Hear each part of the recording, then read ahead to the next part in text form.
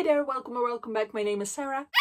And today we are talking about some new fall releases that are coming up in the months of September, October and November. Those are the ones that I'll be talking about because for me that counts as fall.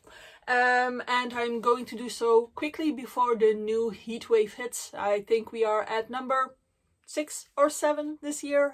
It's intense, quite a lot. I hope it's cooler where you are, but I think everyone is suffering a bit, right? Okay, I'll start off with September, and I have 3 categories that I am looking for when looking at these new releases, and those are first off standalone books that I am interested in reading, then we have continuations of series that I am reading, and then we have continuation of series that I am collecting and haven't started yet, but I feel compelled to buy anyway because otherwise they are incomplete on my shelves, and that feels like I am incomplete as a person. I think, okay, we don't need therapy here. We have retail therapy, book retail therapy. Starting off with the books that I am interested in for the month of September, we have The Knave and the Moon, which is the second book in the Stonewater Kingdom by Rachel Gillig. The first one is called The Knight and the Moth, and I haven't read it. It's on my shelves here, but it came recommended by several people that I saw on YouTube actually who liked that first book, so I'm going to continue collecting that series. Now I know that The Knight and the Moth is about a girl who has these dreams or something, or she is a diviner, I believe, and that she gets these dreams that predict things that are going to happen, so terrible things that will happen. So that's the only thing I know, and I want to keep it that way. The next book that piqued my interest is Exit Party by Emily St. John Mandel. I have read Station 11 by her, which I was really interested in. It's a really good dystopian novel. And I believe that Exit Party is the same. Well, not exactly the same, of course, but also something dystopian. Let me read this to you. So we are in LA in 2031. The first spring after the collapse of the United States, peacekeeping troops withdraw from the city. The jacaranda trees blossom and the curfew is finally lifted. Ari Waker, and her roommate pass the gauntlet of bomb-sniffing dogs, the shantytowns and the Red Cross tents as they walk across Silver Lake to a party. The mood is ecstatic inside the apartment. People drink and dance. A woman wears a silver dress pleated like tinfoil. And then a shift. A bewildered twin, an uncanny doppelganger, stumbles through the crowd and out into the night, and Kareem, the party's host, vanishes into thin air. So definitely something dystopian as well, I'd say. Something set in the future, so, you know, a bit sci-fi, which of course dystopians are. I'm very curious because I really liked Emily St. John Mandel's writing, and I have another book by her somewhere here on my to-be-read shelves. Is it called Sea of Tranquility, I think? Or The Glass Hotel? At least one of those is from her, I'm sure about that. The next book I want to mention is Taipei Story, which will be R.F. Kuang's new book. And I'm actually quite in doubt if I want to go for this book or not, because I did not like Catabasis. But I have recently read Babel, which I did love. So it seems to me like she started off really strong as a writer or as an author, because Babel came first, and then came Yellowface, which I've also read, and I liked like the first 3/4 of that book, and then I didn't like the ending, and then there was Catabasis, which I did not like, and I feel like she's going down a bit for me, so I'm not too sure about Taipei Story. I think I will wait for some reviews on that one before I actually buy that one. I do have the Poppy Wars still on my shelves, and I am hopeful for those because she wrote those before Babel even, I think, so hopefully they are even better than Babel was. But we'll see about that. Yeah, I'm sorry to all the R.F. Kuang fans out there, but I'm just not too sure.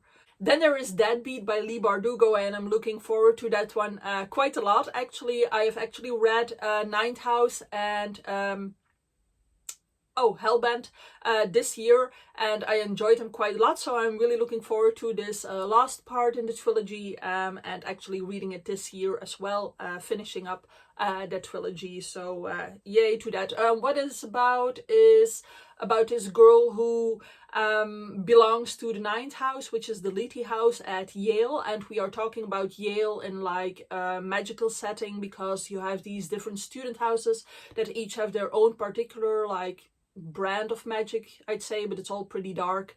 And she sort of has to be a guardian or become a guardian to make sure that everything plays out well, that no mistakes happen or no dark things come back to haunt you. Then we have Thrashing Day by Rebecca Yarros, which is a new book in the Empyrean series, but it's not really a new installment in the series. It's like a collection of short stories that take place in the Empyrean realm. So if you don't know that name, the Empyrean realm, I'm talking about the Fourth Wing series, which I am quite enjoying reading those, and I am kind of interested to read those short stories because they might give us a bit more of a world building, because I think that fell kind of flat in the last book, in the third book that came out. So yeah, I'm actually looking forward to reading more about that world, that Fourth Wing world. Then there is The Thoroughbreds by Ellen Hildebrand. I have The Academy on my shelves, which is the first book, and then this will be the second book, but I haven't read it yet. So I don't know what it is about. I just want the second book to make sure that I have it if I happen to like the first one and read the first one. Now, I just got The Academy because it looked like it was about a school, and like more of a private sort of school thingy with uniforms maybe, and that kind of catches my attention for some reason. I'm always interested in books about schools. Yeah, it's like a little subgenre for me. So we'll see once I get around to that one. Next we have Scion by James Islington, the author of The Will of the Many, which I still have on my shelves as well, which I haven't read yet. But Scion is something separate. It's not in that series, and it is described as a cyberpunk science fiction book. So it caught my attention, also because of the cover. I do not read a lot of science fiction per se. Usually I read dystopian science fiction, but this one caught my attention because it is promoted as something between John Wick and Blade Runner. So yeah, I'm definitely interested in reading that. I'm hoping it will be a fun read. The Velvet Knife by Maureen Johnson is a new installment in the Truly Devious series, which I've also read this year. So I'm curious about that one. I am mostly looking forward to seeing the characters again. So far the books were alright, but they weren't necessarily my favorite to read. But I do want to continue the series, so I'm looking forward to this, and hopefully the story is really good. There are always detective stories, and you have this group of friends, and the main character is a girl who is like really good at spotting clues and things that aren't right in a story, so she is actually the one that tries to solve the mysteries. Then there is The Commons by Rebecca Ihim. This one first got my attention because of the cover. I know you shouldn't judge a book by its cover, but it's so pretty anyway. And then the content is as follows. What do you do when all your thoughts are being measured to make sure you are a common copy of everyone? What do you do when you are graded on how common you are? Your future depends on your ability to conform. So in my dystopian mind, that is an immediate hit. I really want to figure this out and read what happens if you are not common enough. And last for September we have Richard Osman's We Chase Shadows, which is the second book in the We Solve Murders series.